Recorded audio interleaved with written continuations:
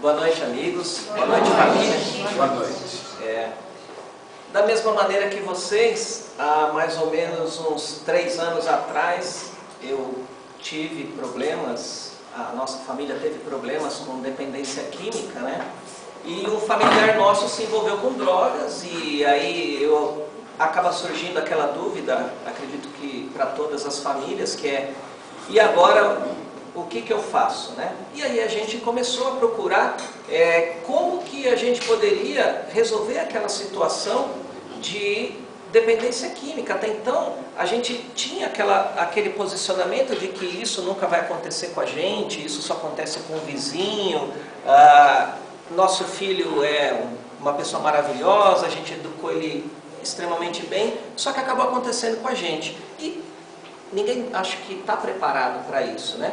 E foi quando a gente buscou ajuda. Se a gente acabar dependendo de governo, dessas coisas, é bastante difícil.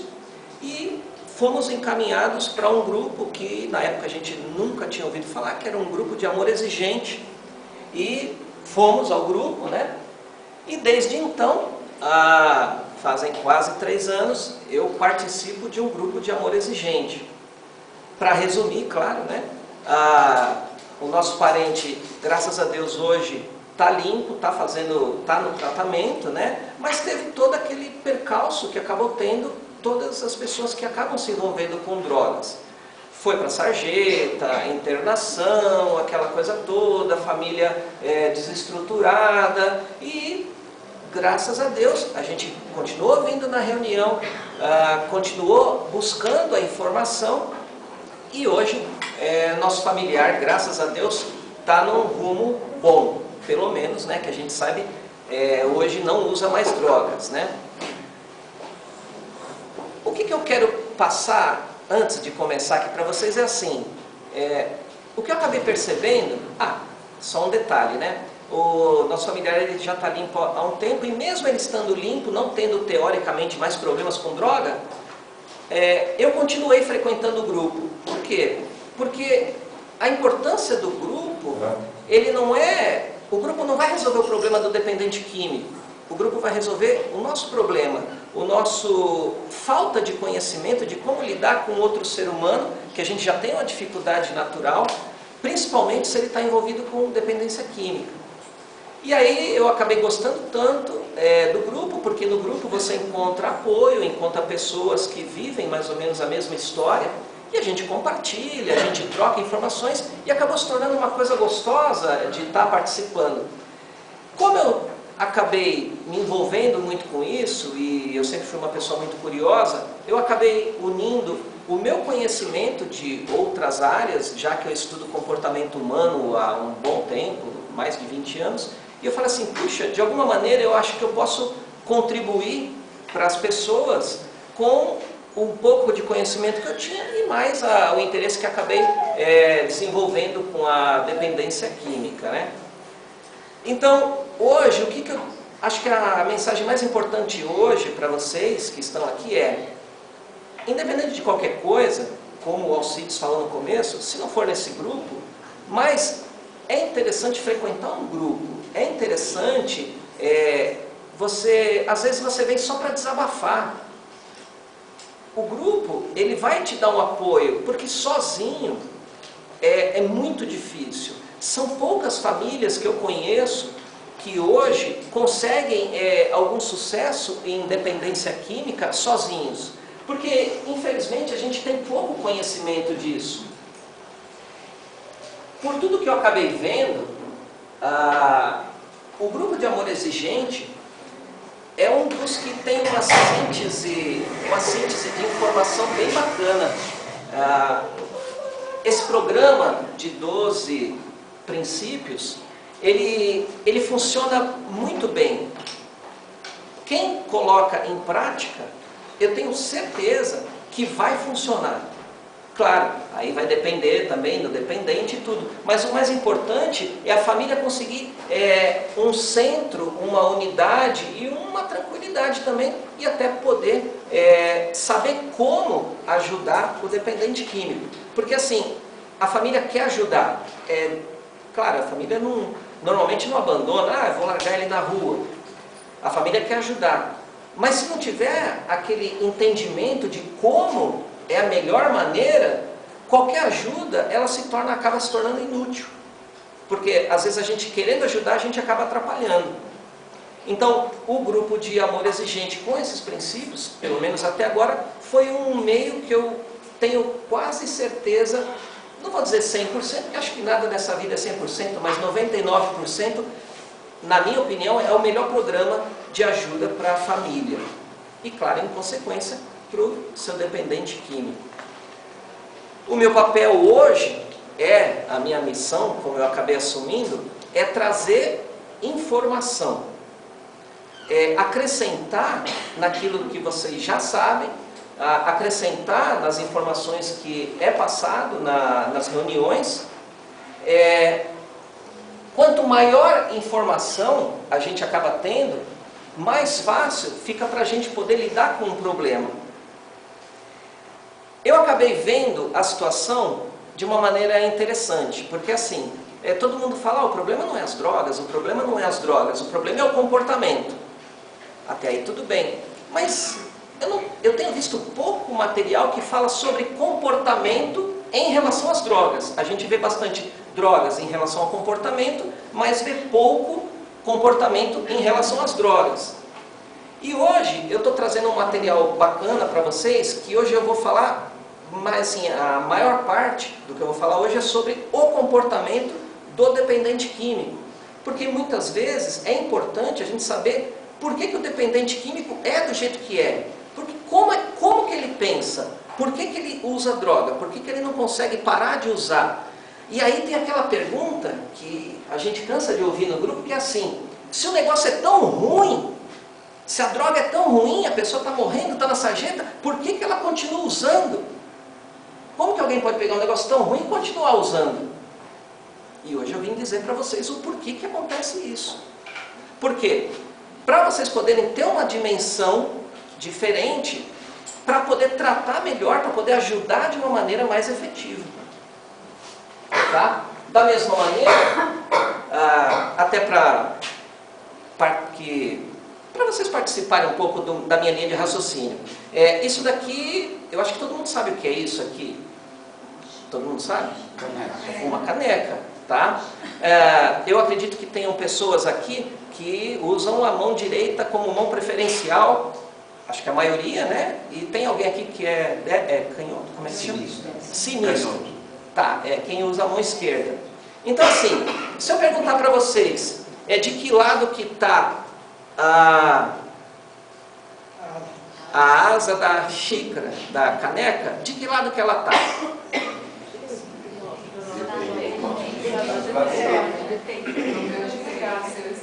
Olhando daqui do lado direito. Vocês, está do lado direito, legal. E agora, de que lado que ela está? Esquerdo. Ela está do lado esquerdo. E agora, de que lado que está? No meio. Aí já começou a complicar. Para quem segura com a mão direita, qual que é a melhor maneira de segurar a caneca? Dessa maneira, não é? E para quem segura com a mão esquerda, é dessa maneira. Estou errado? Não. A questão a caneca é a dependência química. Isso daqui que vocês estão vendo na minha mão é a dependência química. É a dependência química. A questão cada pessoa, ela vai abordar a situação da única maneira que ela conhece. Quem usa a mão direita, a preferência dela é usar sempre a mão direita. Quem usa a mão esquerda, vai usar sempre a mão esquerda. Mas é interessante que a mesma caneca pode ser usada de várias formas. Às vezes a gente toma ela assim, dessa forma, né? Quando está frio, quem que nunca pegou um chazinho, colocou na caneca e tomou com as duas mãos? Tá? Ela serve para tomar uma água, tomar um chá, tomar um café. Agora, a asa da caneca está do lado de fora, né? Ela está do lado de fora, mas ela podia estar do lado de dentro. Para que serve a caneca? Para a gente beber. É a única coisa que a caneca serve? tem várias formas.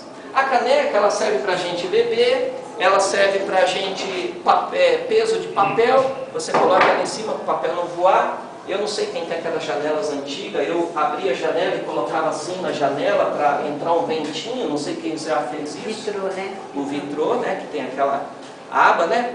O que eu quero dizer com isso? Eu quero dizer que às vezes a gente tem uma única coisa, mas existem várias maneiras de você abordar isso. Quanto mais maneiras a gente souber para que serve, ou como é que a gente vai usar aquela ferramenta, a nossa vida fica mais fácil. Porque viver não é difícil. Difícil é saber viver. É pegar o que a gente tem no nosso meio ambiente e fazer ele servir para a gente. Tá? Então, o meu papel hoje é trazer mais uma informação sobre dependência química e comportamento, para acrescentar no que vocês já sabem.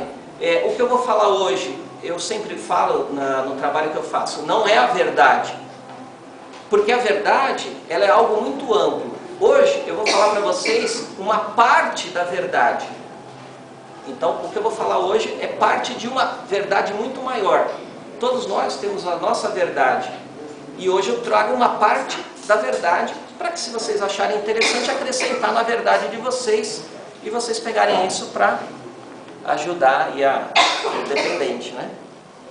Mas vamos lá, porque senão, né? Ah, que horas que... Até que horas? Até às 10. É? Tá.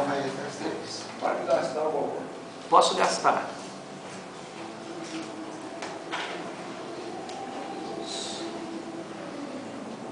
Agora, deixa eu achar aqui, porque a tela ficou pequena e sumiu aqui.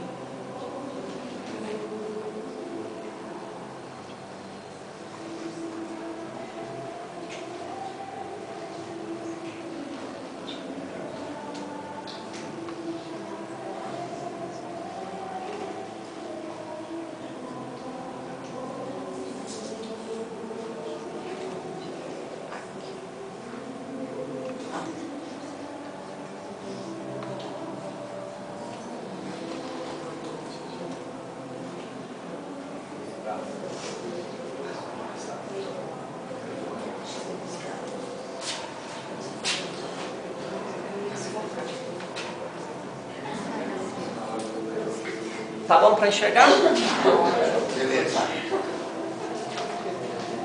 Então, assim, o que a gente acaba percebendo é que a família é determinante para o sucesso da recuperação do dependente químico. A família, ela tem que estar unida, ela tem que estar pensando da melhor maneira possível juntos, para poder ajudar o dependente químico. Então, por isso que eu coloquei esse desenho, que a família não é apenas o pai e a mãe e o dependente. A família é todo um conjunto de pessoas que fazem parte daquele cotidiano do dependente químico. Tá? Então, qual que é o maior problema e talvez a causa da dependência química? O que seria, né? Hoje a gente fica pensando que talvez possa ser as drogas, mas será que o problema são as drogas? A dependência química, a culpa é das drogas? A culpa é dos traficantes que passam as drogas para frente, que tem os pontos de venda e parece que em cada esquina tem um distribuidor, né? Ou será que talvez é a política do nosso governo que é omissa, que não dá um apoio, não dá um suporte? Sabe, se a gente parar para pensar, o problema da dependência química talvez não seja nada disso. Tá? E às vezes eu fico pensando que é a ignorância que a gente tem em relação ao assunto dependência química. Existe um preconceito muito grande, existe um orgulho muito grande dentro da própria família, né? O que a gente acaba vendo é um orgulho dentro das famílias, e tem gente que não vai no grupo porque ela tem vergonha, ela tem medo, eu não vou me expor. E a ignorância é o grande mal que ajuda a dependência química. Só que ignorância parece um negócio meio estranho, meio pejorativo, né? Mas ignorância é apenas o estado de uma pessoa desprovida de conhecimento. Da mesma maneira que é uma condição da pessoa que não tem conhecimento ou de como funciona algo. Então é só isso. Então, se a gente partir do princípio que às vezes somos realmente ignorantes acerca de determinada coisa, a gente consegue começar a abrir mais a mente. Porque o mais importante é abrir a mente. Eu, quando cheguei no grupo, e chegaram para mim, no primeiro dia, na segunda reunião, chegaram para mim e falaram: nossa, a dependência química é uma doença. Eu quase caí da cadeira, porque eu não aceitava que o dependente químico era um doente, eu não aceitava que não tinha cura, e aí eu fiquei batendo e tal. Não sei se já aconteceu isso com vocês. Às vezes chega aqui a pessoa passando a informação, você fala: não, mas isso aí é papo deles, isso aí não existe. E eu fiz isso muito, tá? Aí acabou acontecendo de como eu falei, continuei vindo nas reuniões e tudo, e acabei entendendo como é que funcionava isso. Então, o que é a parte importante que eu queria passar para vocês? A família, para ajudar, ela precisa entender como é que funciona a coisa, ela precisa se informar a respeito do dependente. Depois, ela precisa estar disposta a fazer mudança. Aí é que a coisa começa a ficar complicada. Porque assim, tem muita gente que já vem há bastante tempo nas reuniões. Eu, como já estou um pouco tempo, você vê, às vezes a pessoa vem 6 meses, às vezes a pessoa vem 1 ano, às vezes a pessoa espera só passar a fase de internação, se o dependente estiver internado, e fala: não preciso ir mais. Mas para a mudança realmente acontecer, qualquer mudança, ela demora. As pessoas, elas são muito imediatistas. Em dependência química, em comportamento, não existe algo imediato. É aquela coisa que a pessoa quer colocar o dependente na clínica e daqui 2 meses vai falar: não, ele já está gordinho, ele já está animado, ele já está falante, não, ele já está ótimo. Mas não é assim que funciona. Tudo tem um tempo certo de acontecer. E na dependência química não é diferente. A mudança da família é algo que demora para acontecer. Essa que é a questão. E aí a família tem pressa. Então, às vezes, o dependente químico, ele ficou lá usando 5 anos, 10 anos. Conheço casos que... Tem um caso lá em Guarulhos, que é o meu local, tem uma pessoa que usou 40 anos e hoje está limpa. Então você vê que a família, ela passou um período de sofrimento e em 6 meses, 1 ano, ela quer que tudo mude, não passe de mágica. Não é assim que funciona. Tá? Então assim, vamos ajudar, mas a gente tem que estar caminhando quase nos mesmos passos do nosso dependente. Para eles é difícil, para a família também é difícil. A gente tem que estar junto. E aí, a família precisa restabelecer a união. Porque às vezes, dentro da família, tem o casal, e às vezes o casal não é tão unido, eles pensam diferente e tudo. Mais para frente, se tiver tempo, eu vou falar especificamente da família hoje. Tá? Se a gente pegar isso aqui e seguir essa linha, a gente tem uma receita de sucesso da recuperação, podemos dizer. Por quê? Porque se você, junto com o conhecimento, com a mudança e com a união dentro de casa, dificilmente vai haver uma recaída. Dificilmente a família vai deixar de ajudar esse dependente químico. É interessante que eu acabei gostando tanto desse tema, dependência química, que eu acabei frequentando até as salas de NA por um tempo. E aí foi tão curioso, porque eu ia, me permitiam ir e eu ficava lá só ouvindo. E eu ouvia as partilhas dos dependentes, porque no começo eu falei: eu preciso ajudar o dependente de alguma maneira. E aí eu ouvia a partilha dos dependentes, aí eu ficava pensando, eu falei: nossa, o problema não é ele, o problema é a família dele. E aí, de tanto que eu via, eles falavam da família, do que acontecia, de como eles eram tratados, como que a família os recebia, como que eles tratavam. Eu falei: puxa, eu acho que eu preciso ajudar a família. E foi aí onde eu comecei a voltar a minha atenção para a família, porque a família é crucial. Se existe recaída na dependência química, na minha visão, 70%, 80% é culpa da família. A família que não está informada, a família que não entrou no programa junto, a família que quer que aconteça um passe de mágica, a família que não participa é aquela que vai facilitar a recaída do seu dependente. Tá? Mas aí vem aquela pergunta, vocês sabem quem é o dependente químico que está com vocês? Quem ele é? Ele é uma pessoa compulsiva, uma pessoa que, como vocês devem saber, ela faz tudo muito, tudo para ela é muito. Se ela vai fazer alguma coisa, tudo é muito, ela gosta muito, ela não gosta muito, ela dorme muito, ou ela fica muito tempo acordada. O dependente químico é tudo muito. Eles têm um foco, eles têm um ponto de foco muito concentrado. E esse ponto de foco concentrado é que dá essa compulsividade de comportamento. Eles têm um comportamento pernicioso. Eles e a maioria das pessoas. Eu também tenho meus comportamentos perniciosos. Mas o dependente químico acaba tendo um comportamento pernicioso juntamente com o uso de drogas. Tá? Quando a gente fala, ou quando eu falo de dependente químico, vocês vão ver agora mais para frente, todos nós somos dependentes químicos. E eu vou provar isso hoje para vocês. A única diferença é que nós não temos a mesma compulsividade do dependente. É a única diferença. A única. Então, é isso que é importante vocês entenderem. Porque por que eu estou falando isso? Porque tem muita gente que exclui o dependente químico, coloca ele de lado, não tenta integrar ele. Mas nós somos muito parecidos com ele. Ele tem uma idade mental diferente e eu vou explicar o porquê. Todo mundo diz isso. Eu acredito que já disseram isso aqui no grupo. O dependente químico, ele tem uma idade mental. Se ele começou a usar drogas com 15 anos e ele tem 30 anos, não importa, ele não tem 30 anos. Mentalmente ele tem 15 anos. Eu vou explicar o porquê disso, em termos de comportamento. Por que em termos de comportamento, o dependente químico, ele parece que não cresceu, não se desenvolveu, e a gente ouve muito no grupo falando assim, puxa, mas meu filho tem 40 anos, mas ele não age como se tivesse 40 anos, ele parece uma criança, um adolescente. Por que disso?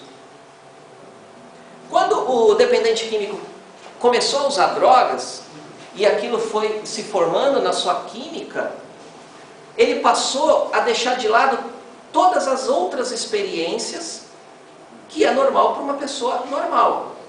Com o passar do tempo, ele passou a não ir mais na escola, passou a não estudar, passou a não mais trabalhar, passou a não mais a conviver com a sociedade de uma maneira teoricamente normal.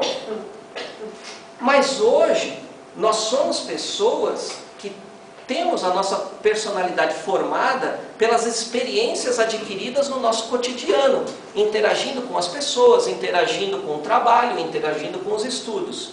Se a pessoa parou de interagir com a sociedade e ficou voltada única e exclusivamente no foco com a droga, ela não tem essa experiência. Ela não sabe o que é, por exemplo, vou dar um exemplo aqui, ela não sabe o que é talvez pegar uma condução lotada, porque ela era muito jovem, ainda não pegava uma condução para ir trabalhar, então ela não passou por aquela experiência. Ela não sabe interagir com as pessoas, porque ela já não interagia mais. Então, esse é um fator comportamental que diz o porquê que o dependente químico, ele tem uma mentalidade diferenciada. Tá? Comportamentalmente, tá? Eu estou falando isso em termos de comportamento. Manipulador. Todo mundo adora essa palavra e eu odeio essa palavra. Porque assim, manipulador é um rótulo que colocaram no dependente químico. Todo mundo é manipulador quando quer alguma coisa.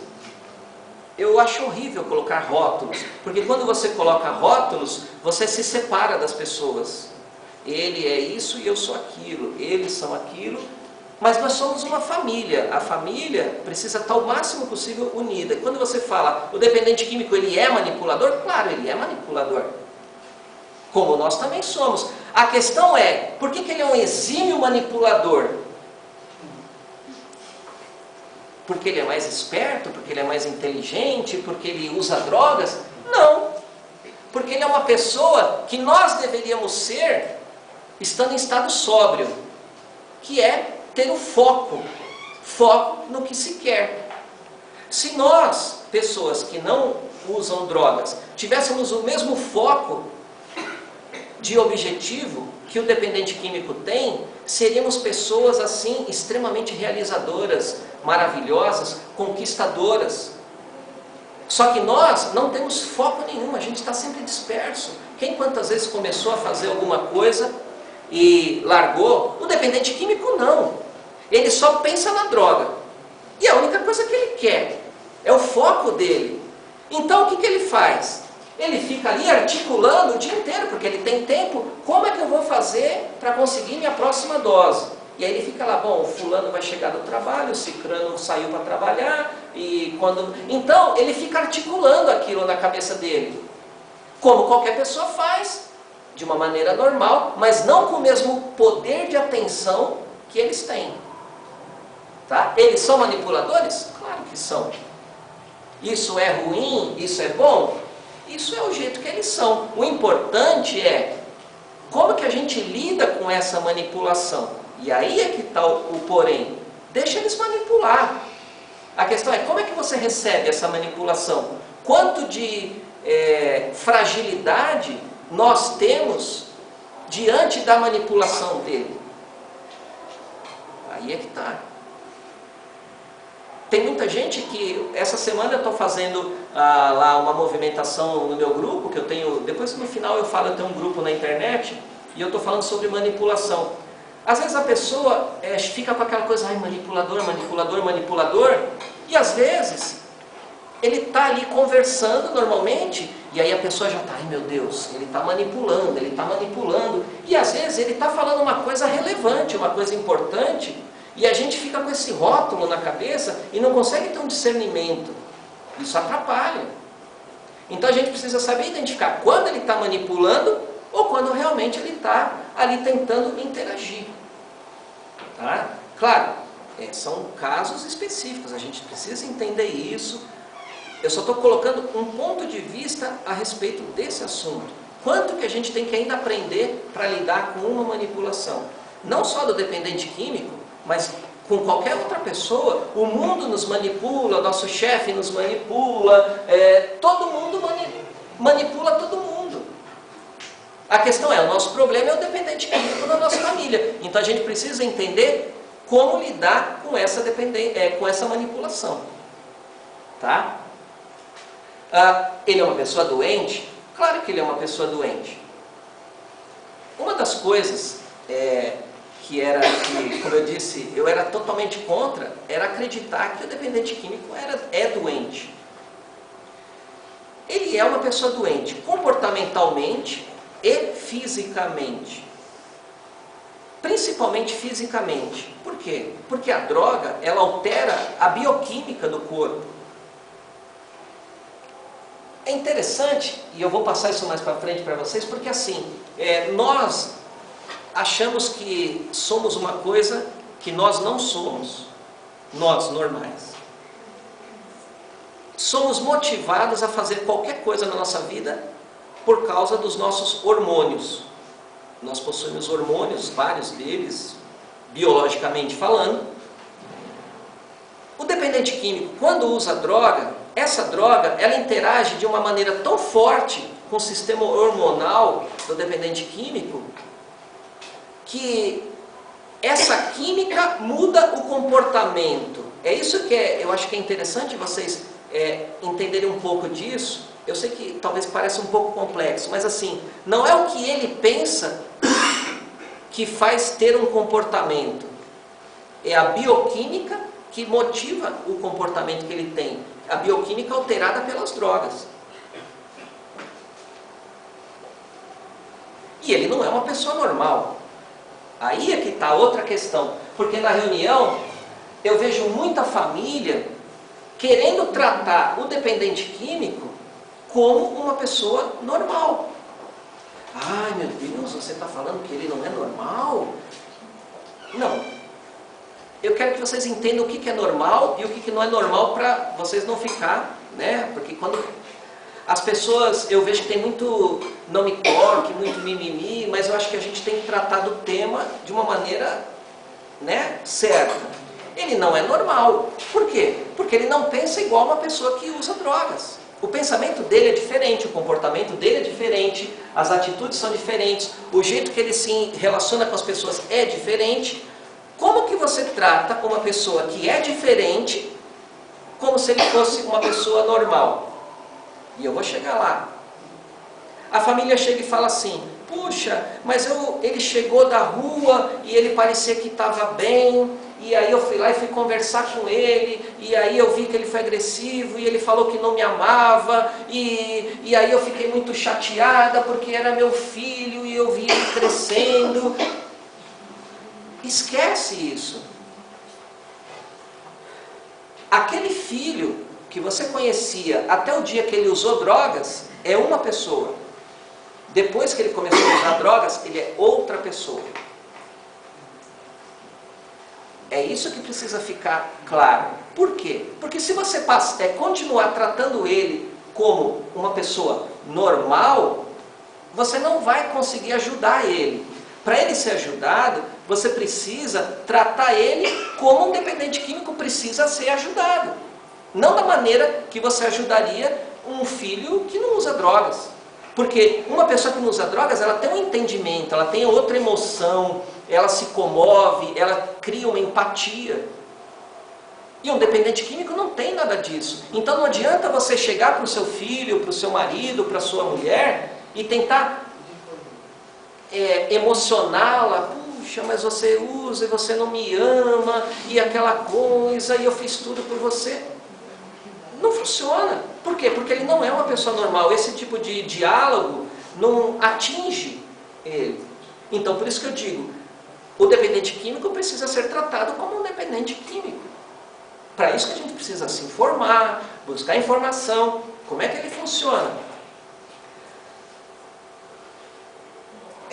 As pessoas não gostam que eu falo isso, mas assim, eu vou falar. Metade desse grupo já comprou o livro de Amor Exigente? Metade. Metade? Tá, legal, metade. Já tá bom, metade tá bom. Metade já é um negócio assim, bacana. Agora eu vou pegar vocês. Quem comprou o livro azul do NA? Não vale. Tem gente que não vale. Tá, legal. Então, se vocês entenderem, onde que eu quero chegar com isso? Se você quer entender o dependente, você tem que ler quem ele é. O livro do Amor Exigente é ótimo, é um espetáculo e você tem que ter.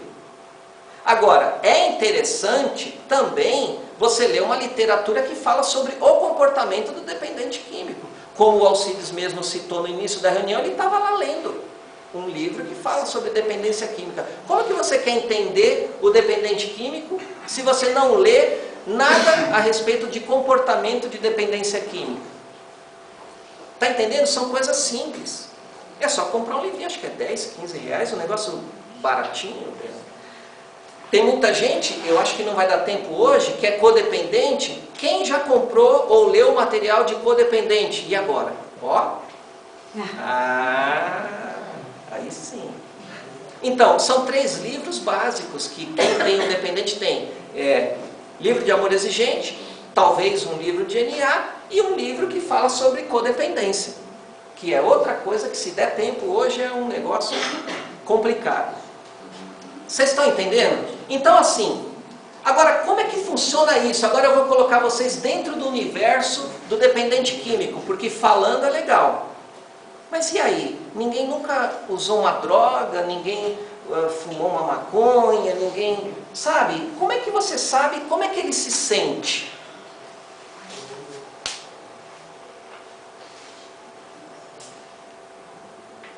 A compulsividade, como eu falei, é a chave da questão, tá?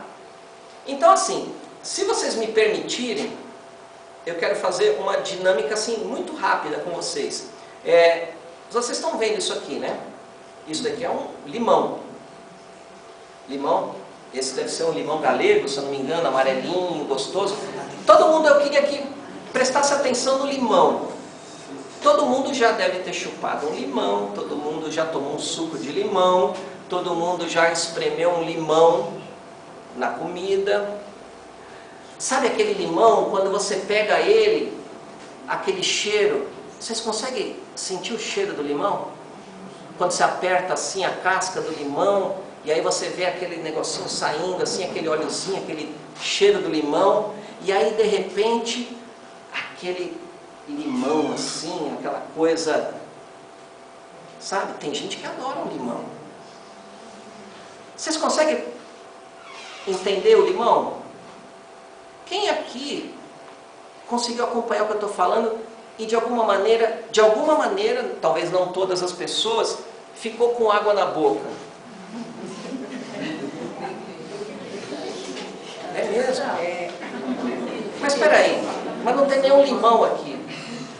Eu só estou falando do limão. Imaginou, né?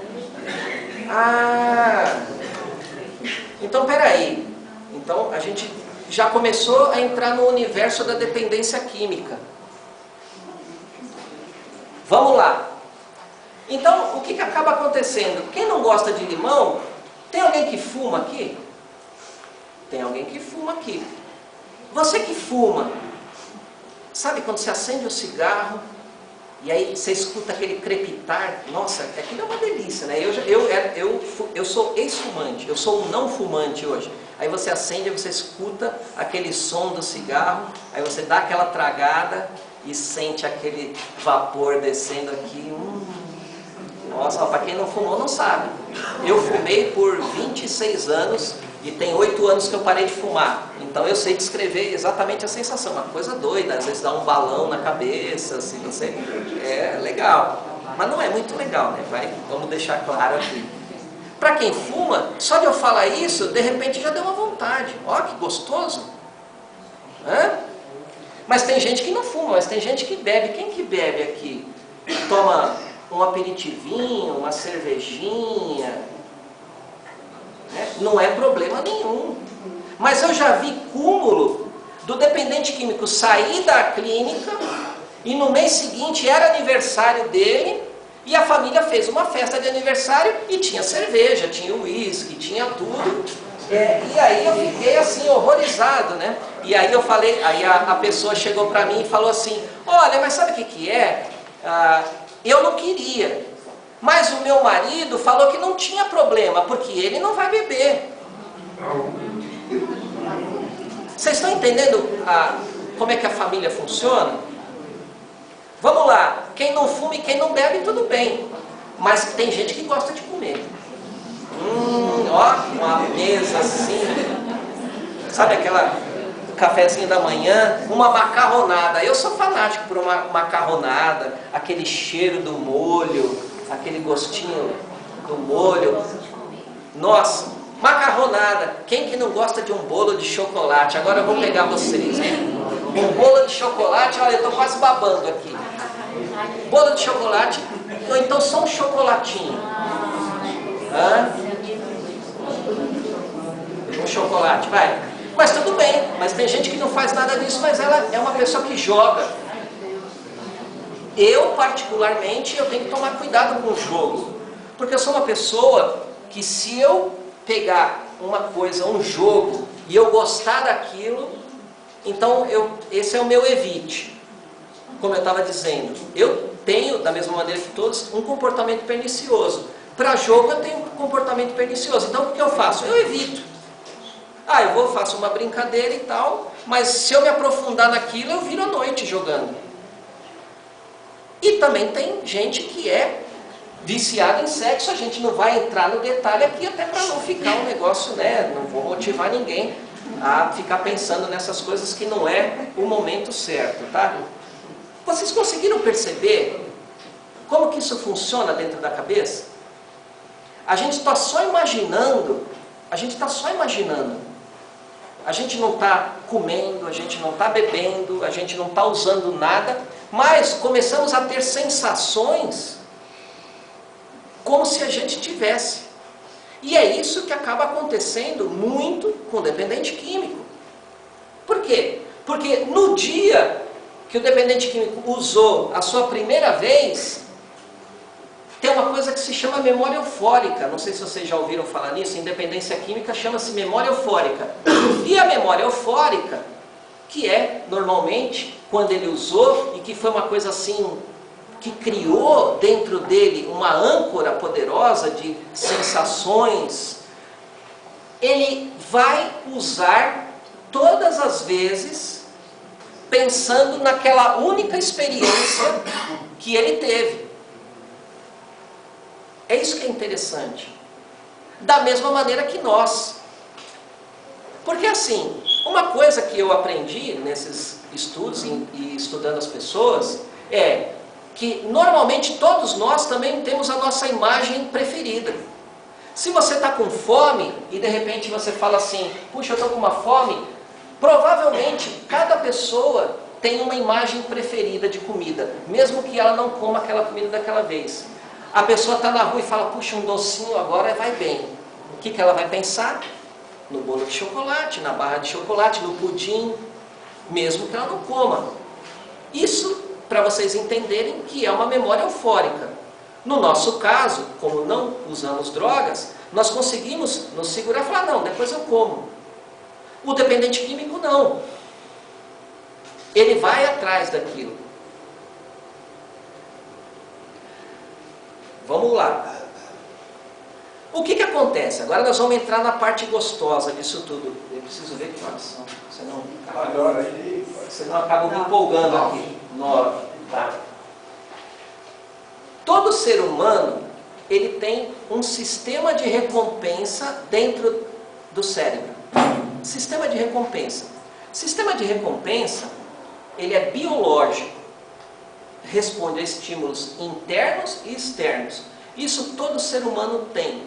Desde os primórdios, desde que nós somos gente, que o ser humano pôs o pé na terra, ou da terra brotou, é como se a biologia tivesse nos dado esse sistema, para que, com o passar da nossa vida, nós fôssemos identificando, no decorrer do nosso cotidiano, o que era bom do que não era bom.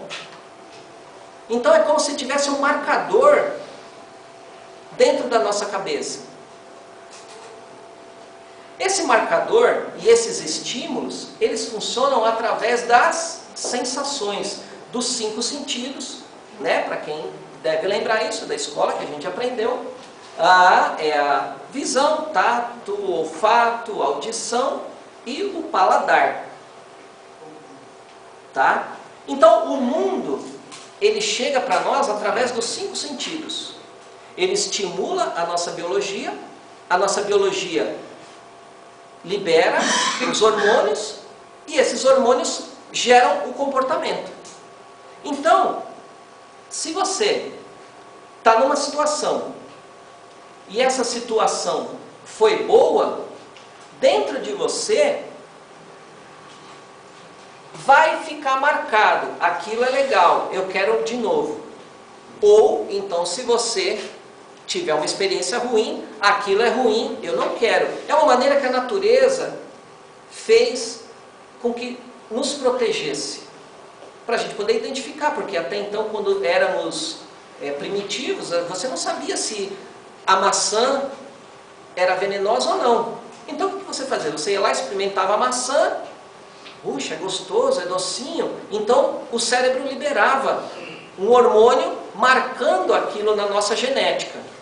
E claro que isso foi passando de geração em geração. Só que o que acontece? As drogas fazem exatamente a mesma coisa. As drogas acionam o sistema de recompensa do cérebro. Vocês estão entendendo isso? Isso é que é a chave para poder entender como é que funciona o dependente químico.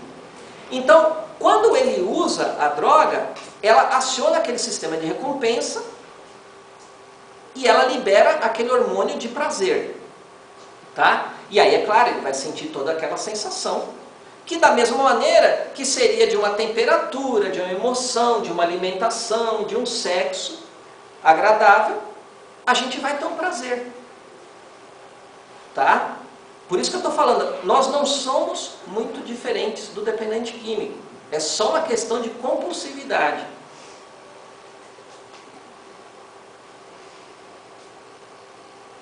Neurotransmissor é o hormônio que está dentro da nossa cabeça e que faz a comunicação entre os neurônios. O que acontece? O dependente químico usa droga e o neurotransmissor bagunça tudo. Essa que é a questão biológica e química da questão.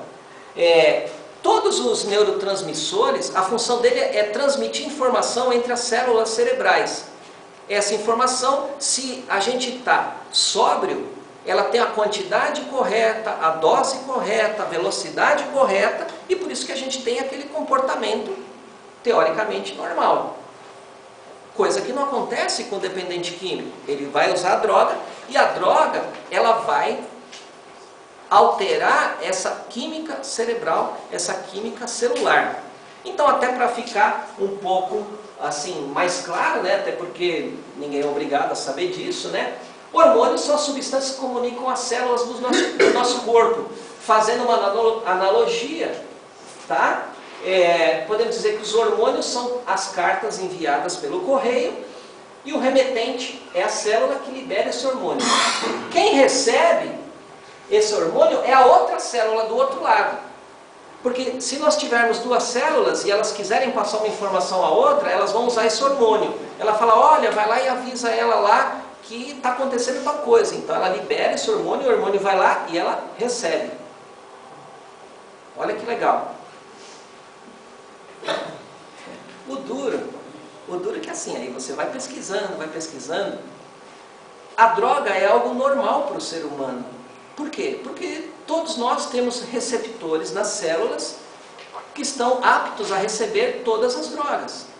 Não existe nenhuma droga que nós ingirimos, é assim que fala? Ingerimos isso, tá? Que não se identifique com nossas células. Por quê? Porque nós temos receptores para o ópio, para a maconha, para a cocaína. Então, quando você absorve aquilo, ela vai cair num receptor.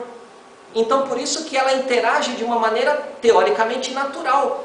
Se a gente ingerisse qualquer coisa que a nossa célula não tivesse um receptor, aquilo não faria efeito nenhum. Tá? Isso que é interessante. Por isso que eu falo, nós não somos tão diferentes do dependente químico. Agora, quais são os principais hormônios? Tem um monte. Mas qual que faz a diferença na vida do dependente químico?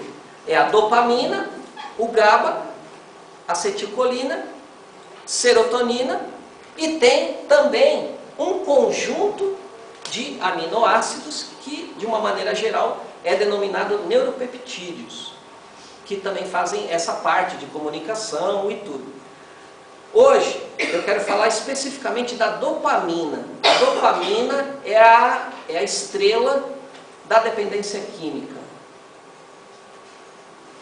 A dopamina, como é que ela funciona no comportamento? A dopamina é o hormônio que marca o que é legal, qual que é o prazer. A dopamina, ela vai lá e ela fala, meu, isso é muito bom. E ela quer mais. Então o que vai acontecer? Quando você vê uma coisa boa, você viu pelos sentidos, aquilo vai liberar dopamina no seu cérebro, e essa dopamina vai interagir com os neurônios, que são as células cerebrais, e aí você vai ter aquela sensação de prazer. Tá? A dopamina é o produto químico que negocia o prazer no cérebro. Ela é a moeda de troca do prazer. Tá? Então ela é liberada durante situações agradáveis e estimula um procurar atividade ou ocupação agradável. Então o que ela faz? Significa que o alimento, o sexo, diversas drogas de abuso são igualmente estimulantes para liberar dopamina no cérebro. particularmente na área do núcleo accumbens, não vem ao caso agora, e o córtex pré-frontal, que é aqui. Essa, agora que a coisa vai pegar. O córtex pré-frontal é a região cerebral relacionada ao planejamento de comportamento, pensamento complexo, expressão da personalidade, tomada de decisão, modulação do comportamento social. Prejuízos nessas funções conduzem a uma maior impulsividade, agressividade e inadequação social, que é o que acontece com o dependente químico.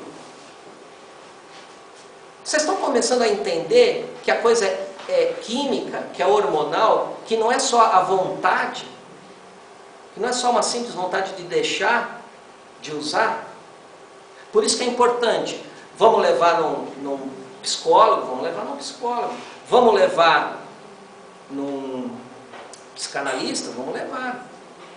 Mas vamos levar também num médico, vamos fazer uns exames de hormônios, vamos ver como que está a carga hormonal, vamos ver se não precisa aumentar um ou diminuir, porque a questão dos hormônios é uns estão mais aumentados, outros estão mais baixos. Às vezes, uma medicação consegue ajudar o dependente químico a sair daquela coisa de que eu preciso. Às vezes não é só a vontade, às vezes é o físico que está pedindo, tá? E aí, ela é liberada ainda quando a mente representa, que é aquilo que eu estava mostrando aqui para vocês.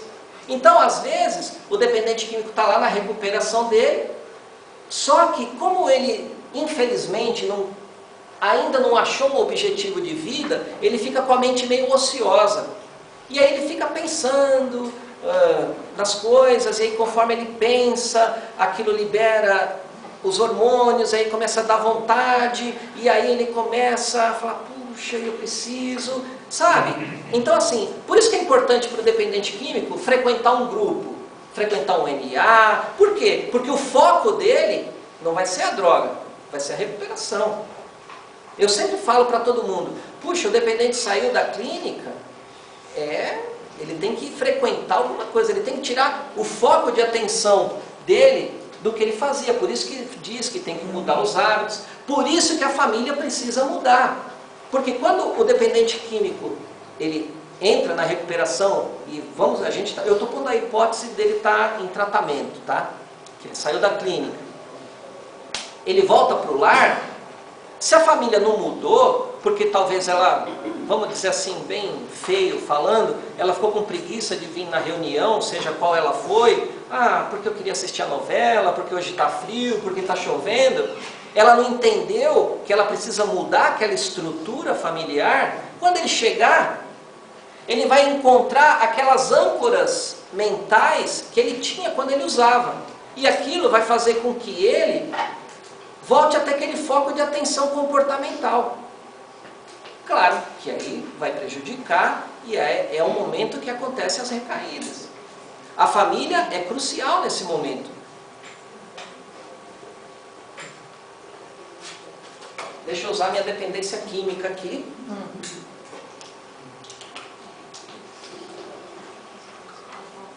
A caneca serve até para beber água, tá vendo? Não é? Ó.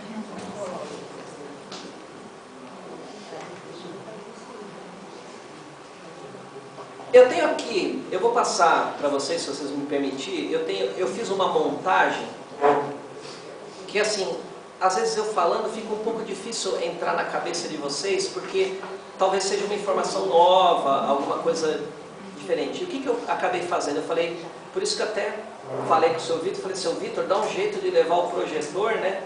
Porque eu montei um vídeo, 10 minutinhos, só que ele é muito claro quando ele explica como é que acontece essa troca química dentro do cérebro.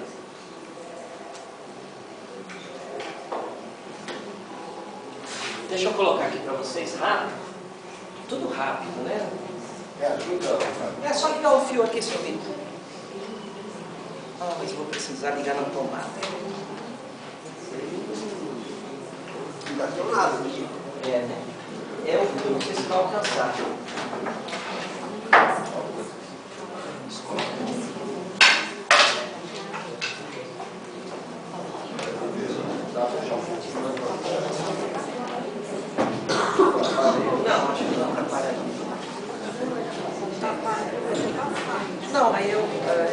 faço é repetitivo, é só para ficar.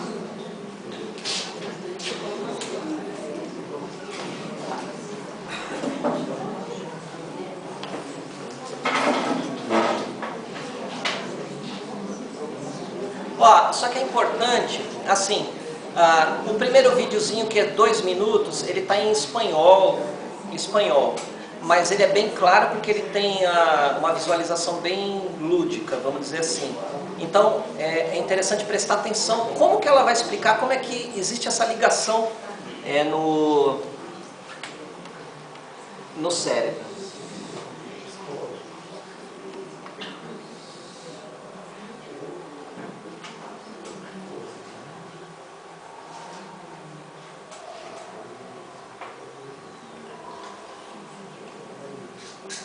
Olá, vamos lá? Tudo bem? Sim. Vamos lá.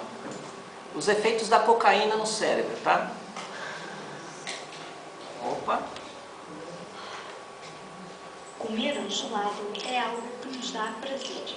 E como o sentimos? Sentimos através da libertação de uma determinada quantidade de dopamina no nosso cérebro. A dopamina é um neurotransmissor responsável por estas sensações de prazer e bem-estar. O sistema de recompensa é o responsável pela recepção da dopamina. O córtex pré-frontal monitoriza o sistema de recompensa, equilibrando os níveis deste neurotransmissor. Estes neurotransmissores são enviados para os receptores do neurónio seguinte, transmitem uma mensagem e logo regressam ao neurónio inicial para serem reaproveitados. Com o consumo de uma droga como a cocaína, também é libertado o neurotransmissor dopamina, mas em grandes quantidades. O neurónio inicial envia os neurotransmissores para o neurónio seguinte. Aqui entra em ação mais uma vez a cocaína, que bloqueia o sistema que os transporta e não os deixa regressar. A dopamina fica bloqueada no espaço entre neurónios e hiperestimula os seus receptores, transmitindo sempre a mesma mensagem. É toda esta hiperatividade da dopamina que provoca sensações de prazer e ao mesmo tempo de euforia e de ansiedade que vemos em quem consome cocaína. É um efeito que dura cerca de 1 hora, pois segue-se a exaustão e a depressão causados pelo desgaste da dopamina que não pôde ser reaproveitada. Este desgaste obriga a que as células tenham que produzir novas quantidades deste neurotransmissor. Estas não estão preparadas para este processo e começam a envelhecer precocemente. Para conseguir novamente esta sensação de prazer, quem consome cocaína procura novamente. Só para vocês terem uma ideia, tá? É português, eu falei espanhol, mas a mulher está falando português. Olha que feio, né? Não, vai passar outra. Então, vocês perceberam? Ela vai liberar a dopamina, só que a droga, ela bloqueia esse sistema natural, né? Que ela libera, depois ela só volta, ela libera, e ela cria aquele congestionamento que dá a loucura em quem usa droga. Claro, com o passar do tempo, vocês viram, isso vai degradando a parte cerebral da pessoa, tá? Agora, esse daqui, o vídeo, o cara fala muito rápido, então presta atenção e depois se vocês quiserem eu repito de novo, são 10 minutinhos, são cientistas que estão falando, tá? Depois quem quiser, é um vídeo, é um filme que eu assisti há mais de 10 anos atrás e eu fiz uma montagem como ele explica como é que funciona a célula, como é que ele explica, é um negócio bem bacana, não é entedioso não, vamos lá.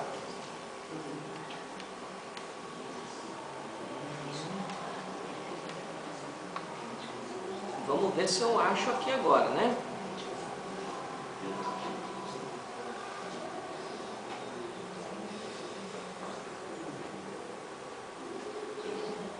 Aqui. Vamos lá. Pode apagar, por favor?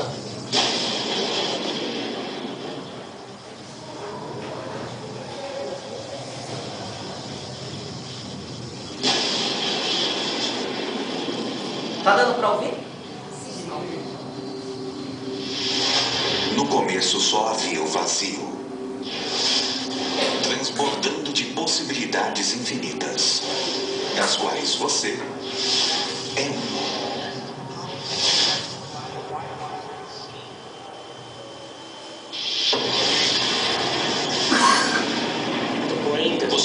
sabe a diferença entre o que vê em seu ambiente e aquilo que se lembra.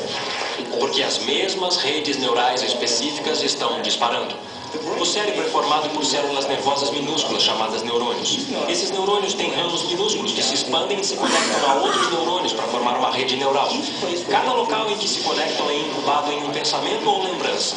O cérebro constrói todos os seus conceitos pela lei da memória associativa. Por exemplo, ideias, pensamentos e sensações são todas construídas interligadas nesta rede neural.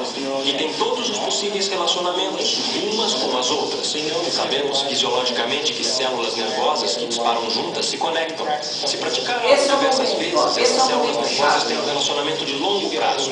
Se ficar nervoso diariamente, se ficar frustrado diariamente, se sofrer diariamente, se der razão à vitimização em sua vida, está religando e reintegrando aquela rede neural diariamente. E aquela rede neural agora tem um relacionamento de longo prazo com todas aquelas outras células nervosas, chamado de identidade. Também sabemos que as células nervosas que não disparam juntas não estão mais ligadas. Elas perdem seu relacionamento de longo prazo. Porque a cada vez que interrompemos o processo de pensamento, isso produz uma resposta química no corpo. A cada vez que interrompemos, aquelas células nervosas que estão conectadas entre si começam a quebrar o relacionamento de longo prazo. Quando começamos a interromper e observar, não por estímulo e resposta e aquela reação automática, mas observando os efeitos que causam, então não somos mais a mesma pessoa emotiva consciente de corpo e mente que responde ao seu ambiente como se fosse automático.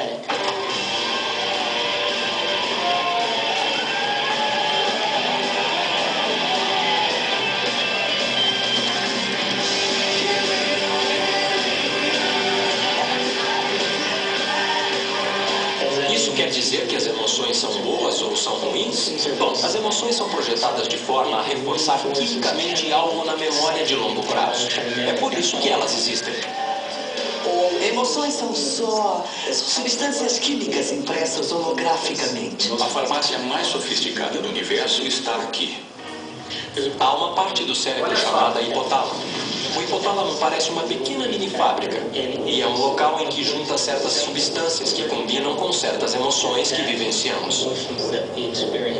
E essas substâncias em particular se chamam peptídeos. São sequências de aminoácidos de cadeia pequena.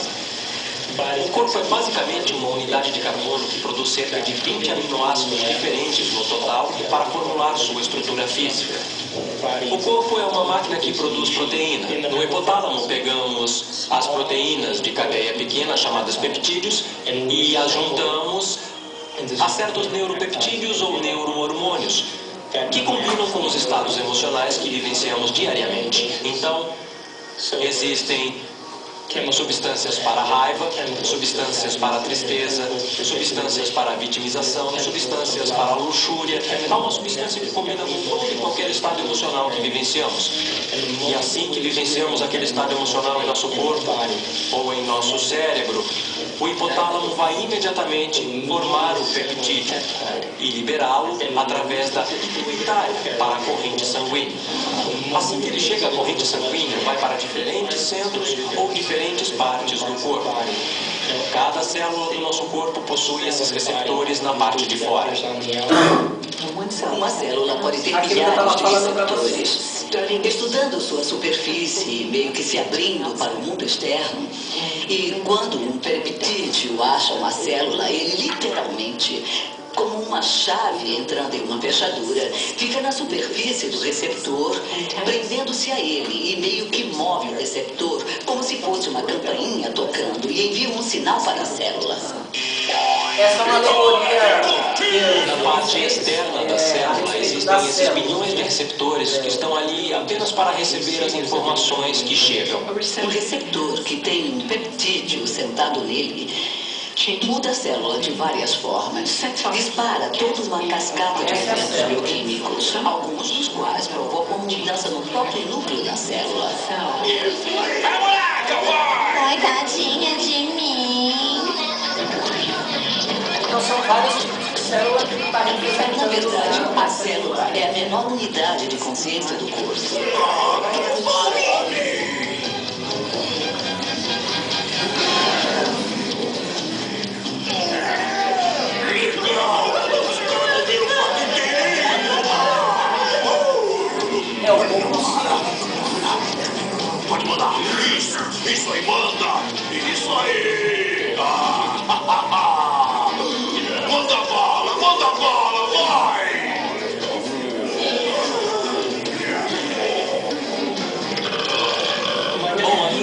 definição de vício é algo muito simples. É algo que você não pode impedir.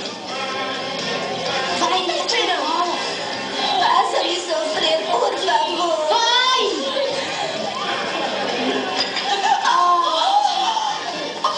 Causamos situações que irão satisfazer o desejo bioquímico das células do nosso corpo, criando situações que atendem às nossas necessidades químicas. Sempre acontece comigo. Por quê?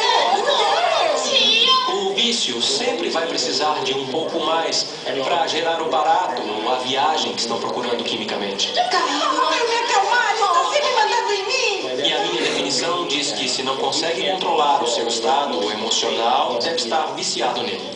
Nós somos as emoções e as emoções são nós. De novo, não posso separar emoções. Quando considera que cada aspecto da sua digestão, cada esfíncter que abre e fecha, cada grupo de células que vem para se nutrir e depois vai para curar alguma coisa ou consertar alguma coisa, elas estão todas sob a influência das moléculas da emoção. Quer dizer, é essa vibração total. Aí me perguntam se as emoções são ruins. As emoções não são ruins, elas são vida, dão cor à riqueza da nossa vida.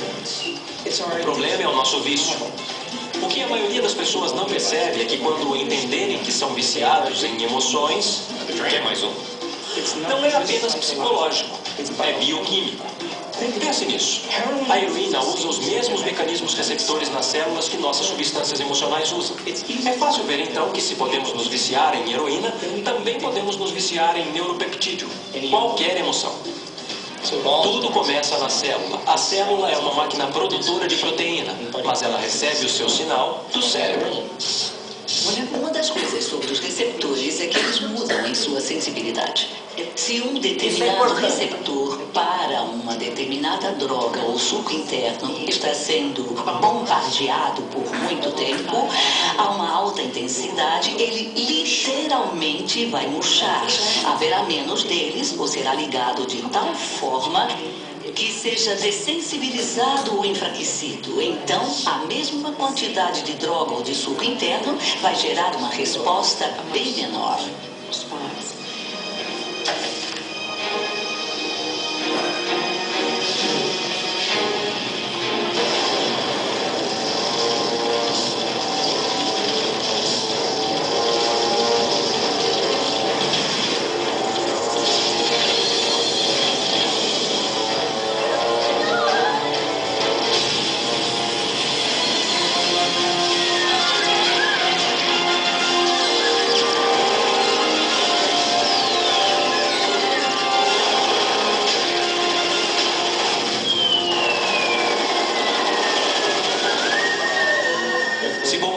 A célula com a mesma atitude e a mesma química várias e várias vezes todos os dias, quando ela finalmente tomar a decisão de se dividir, quando produzir uma célula irmã, uma célula filha, esta próxima célula terá mais locais receptores para aqueles neuropeptídeos emocionais em particular, e menos locais receptores para vitaminas, minerais, nutrientes e troca de fluidos, ou até para a liberação de detritos ou toxinas.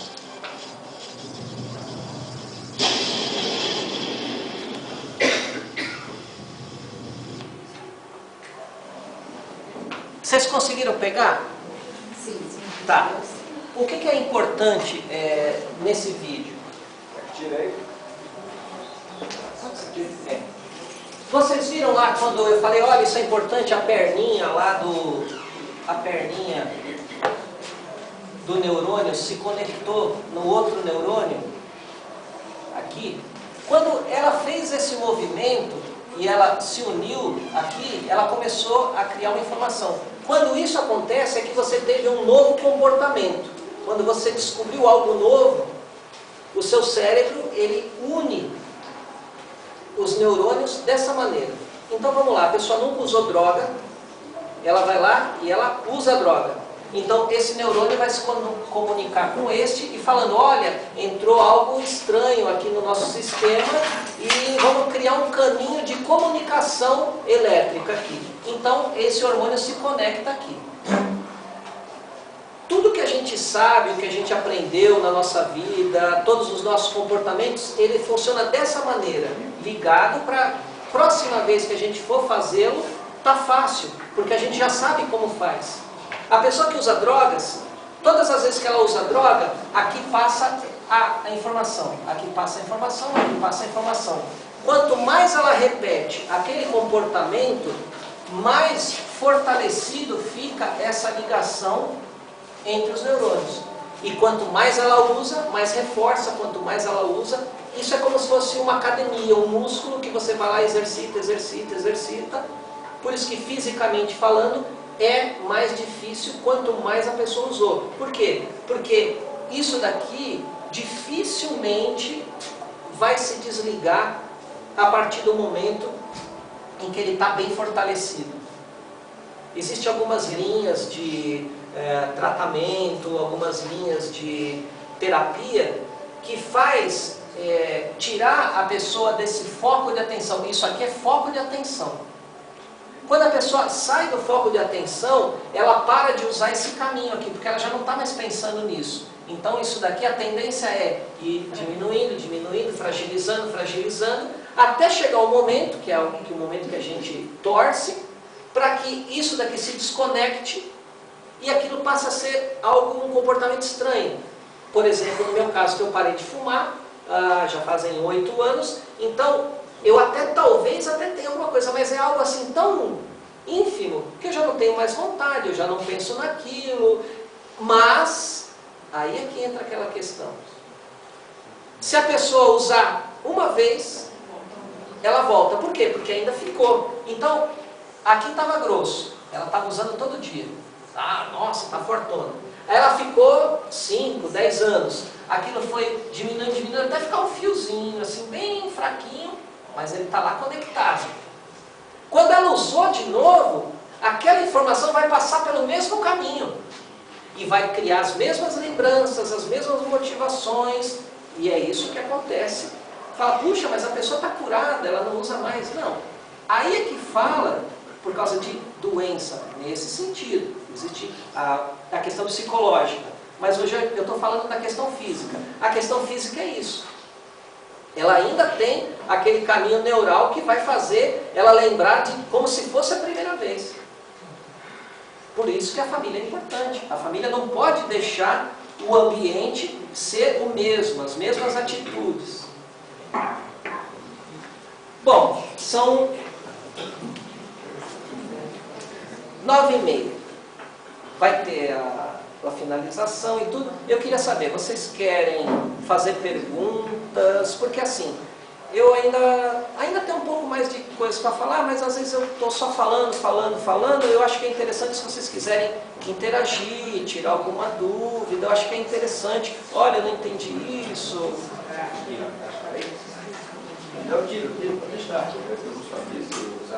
Eu acho até interessante, tá? Porque assim, aí depois até dá uma brecha para o seu Vitor, se ele quiser me chamar aqui de novo, para a Cláudia, aí eu falo, porque assim, agora o que eu falaria? Eu vou falar sobre a família, vou falar sobre culpa, vou falar sobre codependência, só que eu não vou conseguir falar isso tudo hoje, tá? Então, a gente pode marcar para uma próxima sessão. Só não pode ser a próxima vez que já tem. Não, fica no critério.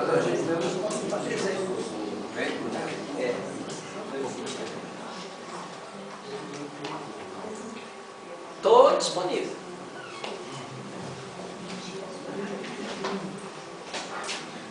Queria perguntar uma coisa.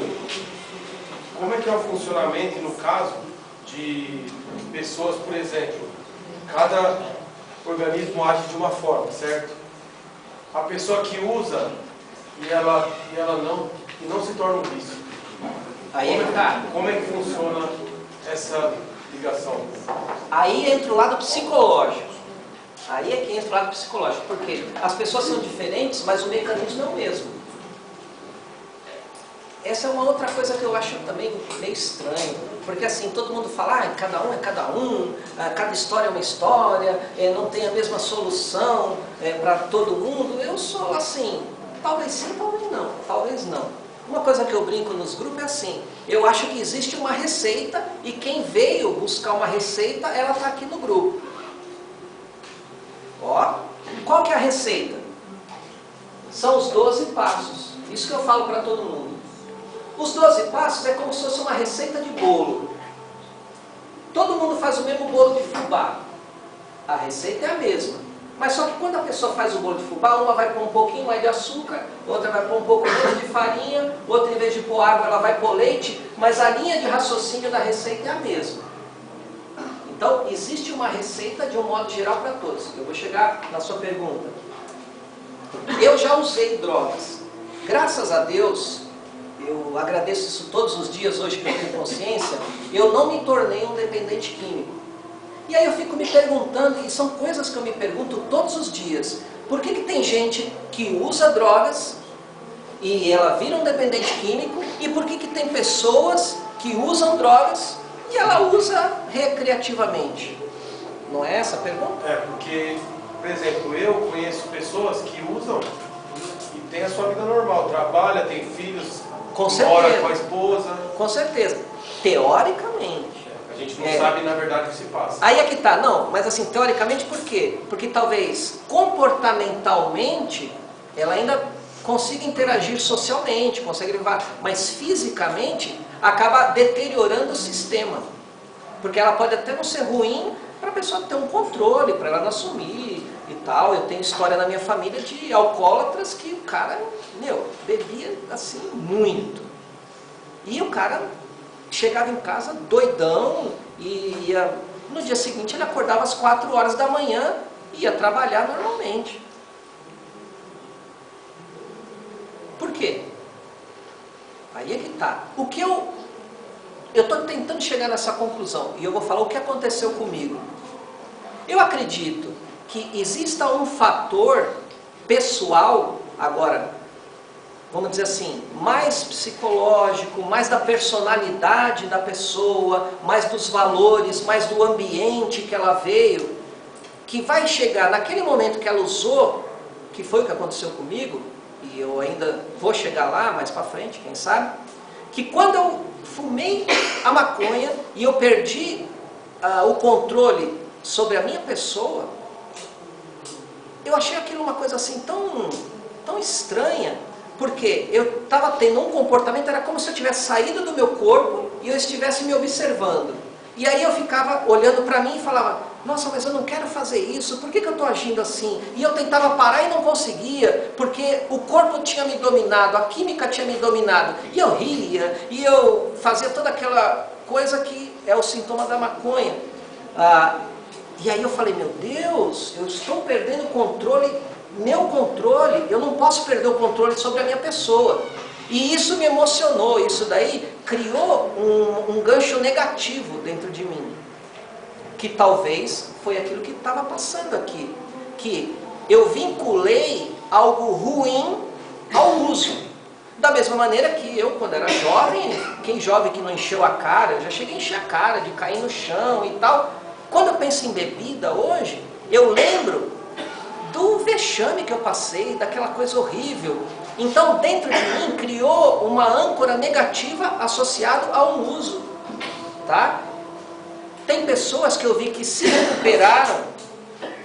Foi uma coisa tão bacana, há 15 dias atrás, eu estava na reunião e a pessoa estava lá dando depoimento e ela falou assim, olha, meu irmão parou de beber, ele foi internado e ele agora está levando uma vida normal, já tem 8 meses, é como se ele nunca tivesse usado e a gente conversa com ele e é como se ele nunca tivesse usado. E o cara usou muito, ele era assim um alcoólatra, aquele nível master.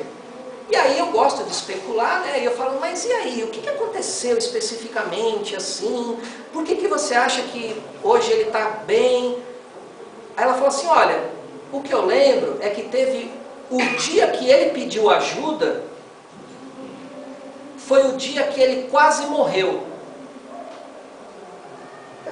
Aí isso já me deu um insight, eu falei assim, ele deve ter associado uma dor tão grande ao uso, que isso até motivou ele a pedir ajuda, e isso talvez seja a âncora dele para não retornar ao uso.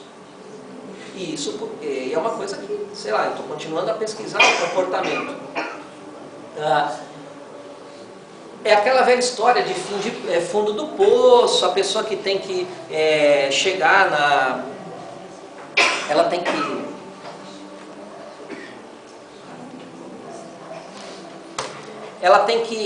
Ela mesma tem que cair a ficha. Por quê?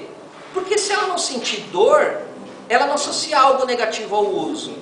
Uma das coisas que eu acabei descobrindo também é, por que o dependente químico, ele não acha que ele está ruim? Ele está emagrecendo, ele está sujo, ele está isso, ele está aquilo, e aí você chega para ele e fala assim, puxa, mas você não está vendo a degradação que você está? Ele falou, não, eu estou ótimo. O que acontece? Quando ele está no uso, ele não tem o raciocínio normal para se autoavaliar e ver a situação que ele se encontra. Às vezes até falo com a pessoa, se você conseguisse tirar uma foto dele na mais pura degradação que ele talvez esteja, e guarda aquilo, em algum determinado momento, se você tiver a oportunidade, você fala, você está vendo esse? Esse aqui é você quando está usando. Eles não têm essa consciência de quem eles são. Por quê? Porque a mente está obnubilada. Ele não consegue se auto-ver, se auto-reconhecer. Então, para ele está sempre legal. Não sei se eu respondi a sua pergunta. Você falando assim, será que o psicológico de como a pessoa acessa, e você falou, para você foi uma experiência ruim, você não quis mais. Isso. Né? Eu, assim, eu tenho experiência de codependência desde... Codependência? De codependência desde tá. que eu nasci, experiências várias. E assim, eu nunca quis beber porque eu não gosto dessa sensação de não saber o que eu estou fazendo. E eu falei, o pó maior que eu tomei foi fazendo endoscopia, então, né? Mas assim, se a pessoa experimenta, porque assim, ela está desgostosa da vida, ela está se sentindo um fracassado, ela está com um problema em casa, ela vai e usa droga, então ela quer, aquilo dá uma sensação de alívio e ela chega a ter degradação e nem percebe.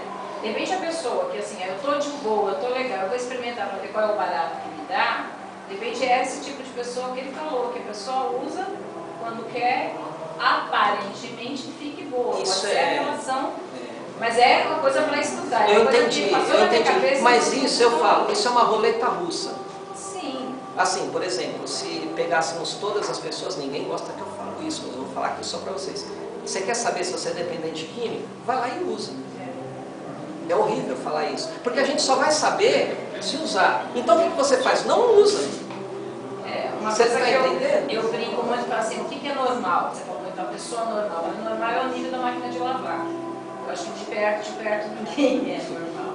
É a reação, a remédios, a coisas que, dizer, né? Tem gente que toma um determinado medicamento e fica bem, tem outro que fica com certeza, com certeza. Então, assim, eu tenho assim, uma experiência de alguém da minha infância que cresceu comigo, que foi meu namorado, e ele usava e achava que ele estava legal, porque o cara trabalhava, tinha casa, tinha uma empresa, e ele infartou fulminantemente aos 50 anos. Consequência da cocaína, que eventualmente ele usava, só ele entendia. É aquilo que eu estava tentando dizer, né? Então, psicologicamente estava tudo bem, mas a gente não sabe como é que está lá dentro. Como é que aquela droga está nos afetando. Então eu acho que assim, a reação que faz ali dentro da cabeça pode ser a mesma para todo mundo, mas o sentimento que causa na pessoa, a reação que causa que leva aparentemente a ser de uma maneira ou de outra. Sim. E assim, eu tenho experiência de 3 pessoas que bebiam até cair, chegar em casa bêbado às 2 da manhã e trabalhar bonito às 6. Tenho 2 pessoas, tá aí, uma tá assim, meio doente, tem uma que é mulher, ela tá lindona, vai trabalhar bonitona, ela sai, não vê a hora de sair do trabalho para beber de novo, e eu tenho um que morreu aos 40 anos. Mas ia trabalhar responsavelmente e aparentemente eu não tinha bebido nada na noite anterior. Isso então, é assim, o bastante corpo das pessoas é uma coisa para, por isso assim, por mais que se estude... Mais sim, isso é material para a gente estar aqui pesquisando. De qualquer forma, Gratidão pela sua palestra. Você tinha? A gente ouve muito falar em predisposição genética. Tá, predisposição genética. Olha, pelo que eu já pesquisei, pelo que eu já estudei, e eu já perguntei pra gente, tive contato com neurocientistas, biólogos, essas coisas, ele fala assim, existe, mas não é o fator que faz a diferença. Não é a coisa assim que, assim, ela acrescenta, mas não é o diferencial. Por exemplo, da maneira que o cientista falou no vídeo, se você tem uma célula e você está usando droga, as células se duplicam, se replicam para a gente continuar crescendo. Se você está ali doutrinando ela a receber aquela química, quando ela se separar, ela vai falar, olha, eu tenho que ser dessa forma porque o meu meio ambiente é dessa forma. Essa é a parte, como é que você falou? Desculpa, fugiu. A predisposição genética. Por quê? Mas quem está fazendo essa predisposição genética é a própria pessoa. Então, teoricamente, os filhos de um dependente químico, ele tem mais chance de ter esses receptores numa quantidade maior do que uma pessoa que não é dependente químico. Por quê? Porque isso já veio da genética paterna. Mas, vamos dizer assim, percentualmente, o que eu andei vendo é de 15% a 20% só, não é um fator assim determinante.